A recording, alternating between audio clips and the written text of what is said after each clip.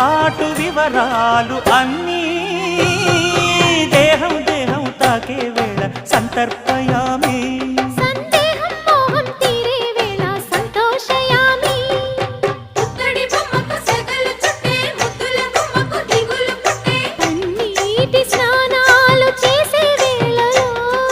దున్నని చెప్పకు సిగ్గులు పుట్టే అన్నుల మిన్నను అల్లరి పెట్టే కనరాని బాణాలు తాకే వేళలో